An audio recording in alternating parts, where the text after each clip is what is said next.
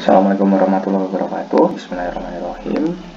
Kali ini saya akan mempresentasikan bagian pendahuluan dan bagian 1. Jadi di pendahuluan dan bagian 1 nanti akan dijelaskan konsepnya, latar belakang dan tujuan dari penulisan makalah ini. Nah, jadi tujuan dari makalah ini adalah untuk mengeneralisasi indeks Farrell dari efisiensi produktif ke teknologi produksi non-homogenetif dan pada saat yang sama mempertahankan interpretasi biaya langkah-langkah Farrell. Karya pelopor Michael Farrell ini memusatkan perhatian pada konsep efisiensi produktif dan konsekuensi pengakuannya untuk pemodelan proses produksi. Makalah ini mengulas elemen-elemen dari pendekatan Farrell asli untuk pengukuran efisiensi dan upaya kontemporer memanfaatkan fungsi perbatasan. Nah, jadi di bagian pertama nanti meninjau kembali kontribusi asli Farrell dengan fokus pada pilihan standar efisiensi. Di bagian kedua akan dijelaskan standar efisiensi kontemporer yang berasal dari fungsi perbatasan. Di bagian ketiga akan dijelaskan mengusulkan langkah-langkah efisiensi tipe Farrell memanfaatkan tipe perbatasan, dan yang di bagian keempat atau terakhir akan menggambarkan penerapan empiris langkah-langkah dengan contoh konkret pembangkit listrik. Nah, ini grafiknya. Jadi di sini menggunakan contoh pembangkit tenaga listrik ya. Nah, di sini digambarkan kurva isokuan itu adalah SX aksen. Jadi poin kebarat dari SS tidak layak, sedangkan ke timur laut tidak efisien. Mengingat kombinasi input seperti daerah Farrell mendefinisikan tingkat efisiensi teknis sebagai rasio OB bagi OR. Indeks efisiensi teknis dibatasi antara 0 dan 1 adalah ukuran berbasis input yang merupakan rasio penggunaan input praktik terbaik dengan penggunaan output tetap konsisten. Jadi isokuan ini nanti outputnya tetap, tapi ini tuh untuk menggambarkan mana kombinasi input yang paling tepat, seperti itu, yang paling efisien. Farrell menggabungkan efisiensi fisik dan ekonomi AE menjadi satu indeks yang disebut efisiensi produktif keseluruhan. Keseluruhan efisiensi produktif diukur dengan mengevaluasi rasio OD dan OR yang merupakan produk indeks TE dan AE, dan dengan demikian merupakan gabungan dari keduanya. Unit isokuan yang menentukan lokus persyaratan input untuk output minimum dipilih oleh Farrell sebagai standar efisiensinya. Nah, jadi akhirnya adopsi unit isokuan tentu menyeratkan bahwa teknologi yang digunakan oleh organisasi produksi adalah linear mungkin. Nah, jadi dua di bagian pendahuluan dan bagian 1, akhirnya akan jelaskan mengenai saya.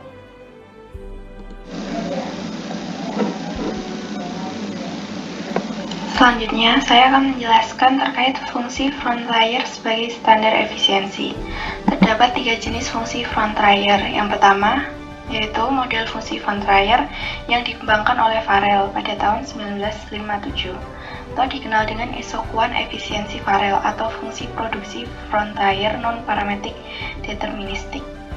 Tujuan utama dari model Farrell ini adalah untuk mengevaluasi kinerja produksi organisasi, untuk menjadikan fungsi Frontlayer produksi dan fungsi biaya sebagai standar efisiensi, serta memberikan informasi fitur teknologi best practice. Pada model ini dikenal konsep efisiensi teknis dan efisiensi alokatif dengan asumsi constant returns to scale, atau perbandingan nilai output dan input bersifat konstan, penambahan nilai input dan output sebanding. Dengan asumsi constant return to scale, maka fungsi Frontlayer dapat dicirikan oleh suatu unit isokuan yang efisien. Secara umum, keunggulan pendekatan Farrell ini adalah tidak diperlukannya bentuk fungsional tertentu untuk menganalisis data yang tersedia, sedangkan kelemahannya yaitu pertama, mengandung asumsi constant return to scale yang sangat mengikat atau membatasi. Sementara untuk pengembangannya untuk teknologi non-constant return to scale ternyata sangat kompleks. Dan pendekatan ini mengkomputasi Frontlayer dari subset pengamatan atau dari contoh, sehingga sangat rentan terhadap pengamatan ekstrim dan kesalahan pengukuran.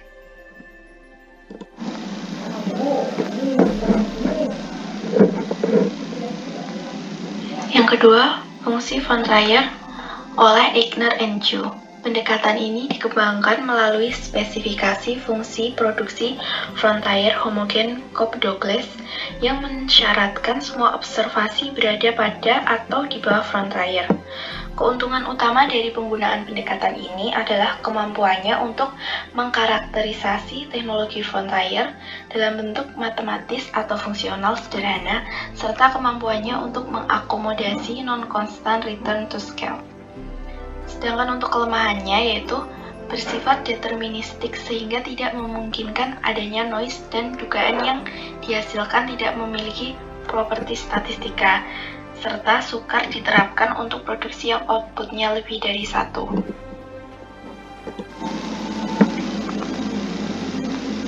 Fungsi frontier yang terakhir yaitu stochastic frontier analysis.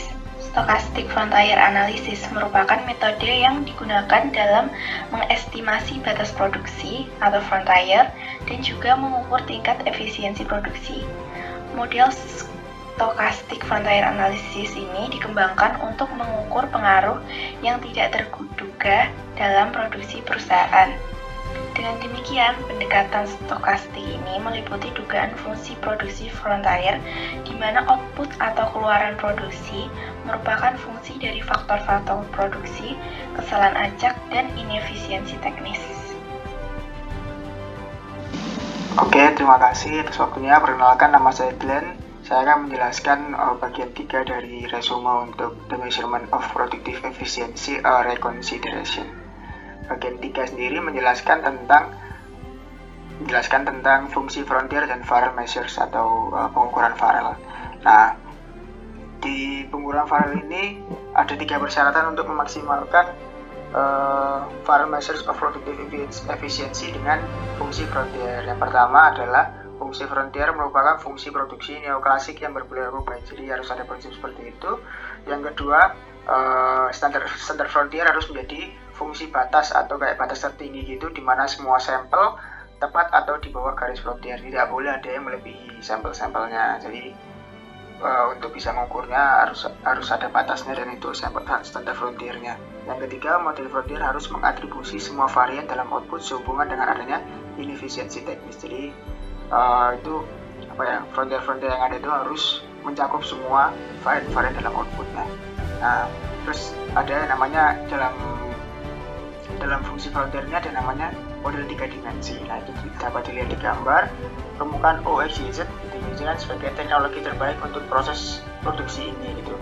Bidang vertikal G per T, L per TL adalah permukaan isokos yang mencerminkan harga faktor relatif, dan titik R adalah kombinasi output input yang tidak efisien yang terletak di bawah permukaan OXYZ. Nah, model 3 dimensi menunjukkan representasi mudah dari generalisasi indeks efisiensi. Teknis Farrell adalah melihatnya sebagai rasio 2 norma vektor. Nah, interpretasi dari generalisasi Farrell measure itu mudah. Semua indeks terikat antara 0 dan 1 dan menunjukkan penghematan biaya yang dimudahkan melalui eliminasi ketidakefisienan. Secara khusus, jumlah 1 DE, 1 AE, dan 1 OPE menunjukkan pengurangan total biaya jika inefisiensi terkait dengan faktor teknis, alokatif, dan keseluruhan masing-masing dihilangkan. Interpretasi biaya ini dimungkinkan karena indeks efisiensi sendiri identik dengan rasio total biaya. Terus lanjut ke yang namanya faktor tunggal. Pengakuan eksplisit atas harga-harga faktor relatif memungkinkan untuk memberikan indeks efisiensi teknis interpretasi biaya faktor tunggal. Setiap indeks efisiensi biaya teknis faktor tunggal mencerminkan pengurangan biaya mungkin dilakukan melalui peningkatan efisiensi teknis faktor tunggal. Dengan demikian, indeks ini kontras dengan banyak faktor efisiensi teknis yang mencerminkan penghematan biaya akibat peningkatan efisiensi semua input secara proporsional.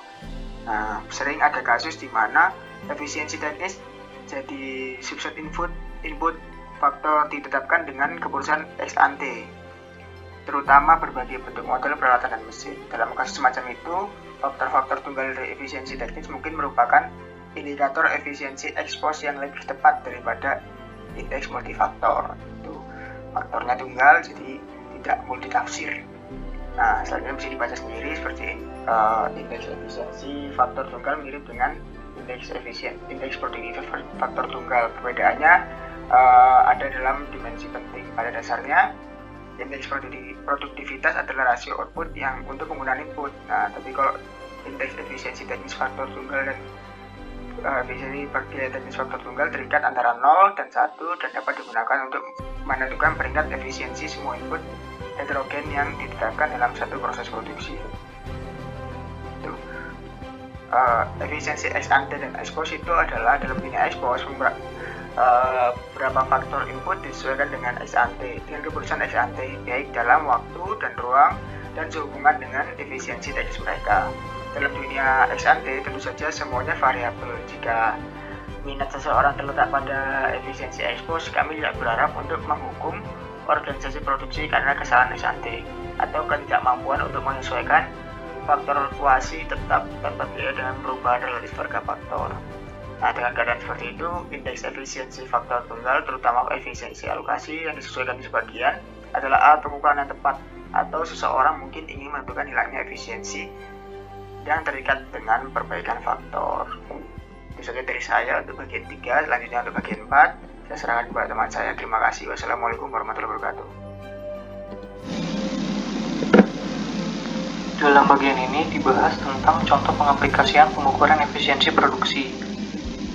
Di sini diberi contoh suatu persamaan produksi yaitu pembangkit listrik tenaga uap. Nah, dalam produksi pembangkit listrik tenaga uap itu dibutuhkan 3 variabel input, yaitu yang pertama itu K atau kapital atau modal. Variabel yang kedua itu labor atau pekerja yang dilambangkan dengan huruf L. Yang ketiga itu fuel atau bahan bakar dilambangkan dengan huruf F. Nah, dari 3 variabel ini akan menghasilkan suatu output yang berupa listrik yang dilambangkan dengan huruf I. Di slide selanjutnya didapat tabel input dan vektor yang diperoleh dari cara mengurangi cost dari produksi listrik tersebut, sehingga menghasilkan input yang optimal. Di slide selanjutnya akan didapat tabel indeks perhitungan efisiensi. Nah, contoh cara membaca indeksnya seperti ini. Perubahan teknologi pembangkit yang efisien dapat mengurangi 50,3% modal dari model pembangkit yang dipakai sekarang. Nah, 50,3 itu didapat dari 1 minus TE atau total efisiensi, technical efisiensi, dan variabelnya itu variabel modal. Nanti didapat pembangkit listrik yang efisien itu mengurangi 50,3% modal yang dipakai sekarang. Yang selanjutnya itu contoh pengoptimalan teknologi tersebut akan berdampak juga terhadap biaya keseluruhan yang akan berkurang sebesar 17,2% didapat dari 1 minus TCE atau total cost efisiensi yang didapat dari variabel modal tadi.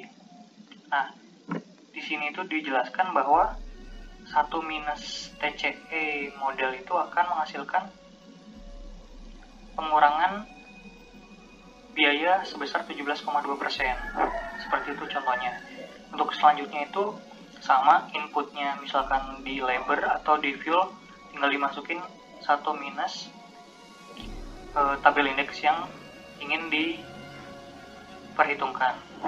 Nah, untuk slide selanjutnya itu kesimpulan. Jadi kesimpulan di paper ini itu sebenarnya penggunaan metode pengukuran efisiensi Farrell yang telah digeneralisasikan memiliki potensi yang cukup besar di dalam pengaplikasiannya. Yang pertama itu ada bisa mengoptimalkan kegiatan ekonomi dan memudahkan regulator, dalam hal ini pemerintah, dalam mengukur efisiensi regulasi yang ditetapkan dalam pasar. Nah, ada kelemahannya. Metode ini adalah keharusannya untuk mengestimasikan secara langsung input-input dari fungsi produksi tersebut. Dalam paper ini dijelaskan bahwa pengestimasian langsung itu dapat menimbulkan beberapa masalah yang signifikan. Nah, keunggulannya sendiri itu di metode ini itu ada dikotomi efisiensi menjadi efisiensi yang alokatif dan efisiensi yang teknikal, sehingga kita itu dapat mengetahui secara rinci efisiensi yang ada dalam suatu fungsi produksi, seperti itu.